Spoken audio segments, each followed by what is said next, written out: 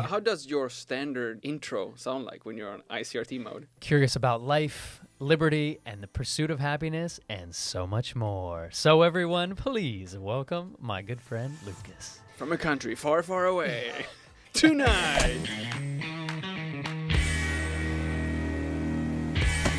Hi everyone and welcome back to another video and a special welcome to John Drummond. If you are recognizing his face, it might be from the Netflix success Sekalu, and in a minute you might even recognize his voice from ICRT NG English? England, yeah, correct, England. But just in case, can you just take a couple of seconds and give us the short version of who is John? Thank you, Lukas. Thank you, 大家好. Hello, everyone. It's a pleasure to be on the show. It's an honor to have you.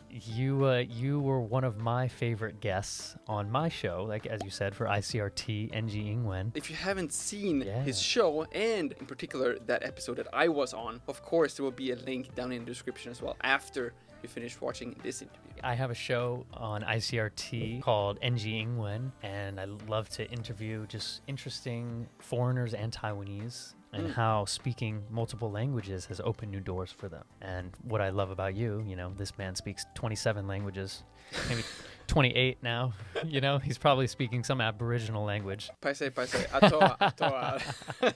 Speaking about journey and opening doors, how did your personal journey take you to Taiwan and opening that door for you? Wow, yes. So I've been in Taiwan for about 6 years now. I met a guy in Vietnam and he was like, hey, Taiwan has a really special coast for surfing. It's special because it's not overpopulated with surf tourists, which I hate. Something was very important to me, and that was, can I get in touch with the locals? For example, if you go to Bali, Indonesia, you're surfing with foreigners. And so that really attracted me here. You can definitely tell that you like connecting with locals because you're a man of many jobs, many hobbies. Yes. But I think ICRT might be the one that you're second most famous for, I would say. Yeah. Where you are connecting with Taiwanese on a regular basis. A surfer from California ending up being one of the most famous voices here in Taiwan. Well, I don't know about that. How did that happen? So I moved up to Taipei and did a bunch of miscellaneous things, but I got hired to do the voice of an education technology app called Xi Pingfang, Xi Wang de Xi. And so I came on and did the voice with him. And I was in a transition period and I was like, can I work for you? Straight up. And I was just like, can I do anything for you? Because I need some stability in my life. And he was like, do you have business experience? And I was like, no. But I can learn. But here, my voice is amazing. I have entertainment, experience. I feel like I can pull from my network. And he took a chance. Yeah, almost 5 years ago now. We pitched this show to ICRT. That's how the show was born on ICRT. That's amazing. You even have like the radio voice too. It gives me like goosebumps just like hearing to your you've got a great voice, talking. Man. Yeah. You get to reach out to fun people and be like, hey, do you want to come on my show? And you're like, who the heck are you, John? No, because I knew exactly who you were. Oh, did you? Not only are you producing this famous ICRT NG England show, you also have a part in, I believe, Taiwan's most famous Netflix series. Is it? Does it have that title now? Sekalu. Sekalu, yeah. It was Lieutenant Commander. Wait. You remember? Oh my gosh. Lieutenant Commander. Is that the title, correct? Yes. Lieutenant Commander Alexander Mackenzie. I'm so impressed. It's true, right? This man has been traveling for so long. He has not. There's nothing in front of him. I swear to God. I have no notes. No notes. I have no notes up here. You remember that? Yeah. I forget my name on that show. I do want to ask you a little bit more questions as as a foreigner here in Taiwan. But how is it to like record a Netflix show? Man, that was such a great experience because we were filming in one of our favorite places in Kenting. We were in the national parks. Oh, you were in Kenting? We were in Kenting, yeah. Did you do some surfing between the scenes? I did not because we were filming at like 4 or 5 in the morning all the way.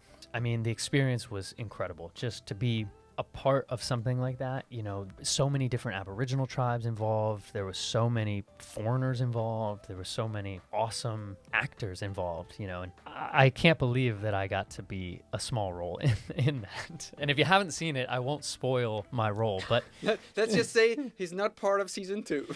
yes, I won't make it to season 2 for reasons that you can find out. I didn't set out to become an actor. I just love being on set. I love seeing how things work. You know, seeing you get so excited about all your equipment and all of your, Love it. you know, it's just, that makes me excited. Small role, but it was so much fun. And Feel it. And it all started with some guy in Vietnam telling you to come to Taiwan to surf. Wow, isn't that a story, right? Coming to Ilan then for surfing, it doesn't really sound like you plan on staying 6 years. Right. What made you stay this long? Or are you still trying to figure that out? I'm still trying to figure that out. But there's 4 key ingredients to that story. Okay. 2 are foreigners who you might know. Fabio. You guys probably know Fabio. And Torden, his name's Feidani. I met them in Ilan, and they were the people who pretty much convinced me to move to Taipei. You know, you can do commercials, you can do voice stuff. Like, I didn't even think about ever using my voice for, you know, work. But the other 2 ingredients were 2 furry dogs. Okay. That I adopted, and that's a big part of the reason why I stayed in Taiwan. 2 amazing dogs that were kind of abandoned after a typhoon, and I decided, like a strange foreigner that I am, maybe I could raise these dogs. In Ilan? In Ilan, In yeah. Ilan. So I was like, I'll live in Ilan, I'll live on the beach, I'll be a surf bum, you know, I'll start a surf school here, it's gonna be great. I had no idea what I was doing, but I was like, I'll figure it out, because that's what I've always done. I've just traveled the world and figured it out. I took the leap, I came to Taipei, and that's where the story begins. Wow. But I was still a child. I really was a child with my thinking. I was a child and just, you know, just traveling the world. I'll be fine, you know. No thought of the future, no responsibilities. And yeah, so I grew up here. I felt like I went to school here, and now it's been, you know, becoming a man. And This is delicious, by the way. good. The Swedish blueberries, guys. So good. He imports these from Sweden. How do you pronounce it? Is it ra? Rå. Ro. Oh, you Rå. roll the R. Ro. Rå. Today's video is sponsored by JBW. It's straight out from my own pocket right now. Guess how many blueberries is needed to make half a liter of blueberry juice? Oh my gosh. Guys, it's going to be something crazy. I'm pretty good with math. Watch this. I can tell from the volume of this bottle, it's probably going to take something like 2,000 to 5,000 blueberries. It is actually within that range. Yeah. 3,500 on average. That which is like pretty in the middle of 2,000 to 5,000. I just felt it. I felt it. That's unbelievable. I used to be a bartender, and Who were like squashing blueberries? Well, I used to have to squeeze oranges to make orange juice for our mimosas in the morning, to make like a drink in the morning. And I knew like I needed like 20 oranges to make like half, you know, like half of a liter, probably like this. So in your head just now you were calculating how many blueberries is there in one orange.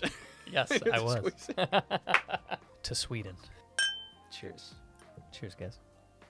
I do have one more question for you, which is what would be like your number one advice to give foreigners thinking about moving to Taiwan and maybe stay here for 6 more years? Learn Chinese. Taiwan is incredible. Taiwanese are incredible. You know, you can get by here not speaking Chinese. As soon as you go outside of Taipei, if you have even a little bit of Chinese, it just makes your experience so much better. Yeah. Because that's when you can really connect. If you can speak even just like some small casual conversation about food with some Taiwanese friends you meet in a restaurant, all your doors open. I remember we went to Zhongxiao, which is like just for go hiking a Right. mountain. But I was like, I can take a bus by myself. Hey. You know, I was like 27 or something. You Hey know? man, that's a huge and So- that's a very good point. Yeah. So Yeah. you felt confident enough to take the bus out of the city. Yeah, no, it's a Get your big step. return ticket, right? Yes, eventually, You like remember? Yeah. 5 hours later. Yeah, Yeah. It's so when I am hopefully gonna be busy during my Huandao the next couple of weeks. mhm. What will you stay busy with for now and for the near future? Yes, your boy John Drummond is doing a lot of crypto consultancy work now. One of those things. I'm one of those guys now. Explain what a crypto is. Crypto. Okay, well, how deep do you guys want me to go? You've probably heard some buzzwords right now: Bitcoin, Ethereum. Maybe you've heard now of NFTs. Maybe you've heard of the blockchain. Well, all of these things. I just hope that my translator has heard about all these things. Otherwise, we're going to have a problem. Yes. We're in the transition period of the internet called cryptocurrency. Currency means money. Crypto means cryptography. And it's basically this very immutable ledger of money where if I transact to you, it gets stamped into the history of time, basically, and no one can come in and tamper with that. I was thinking about if I wanted to donate money to a charity, you never know if that money gets to where it's supposed to go. And that was the first thing that I kind of had that aha moment where I was like, if I want to donate money to save, the puppies, I want to make sure that money gets there. And crypto was all about showing you exactly where everything was going. It's this trustless behavior where we don't have to trust each other. You just have to show me. By doing that, you can see everyone who's doing every transaction.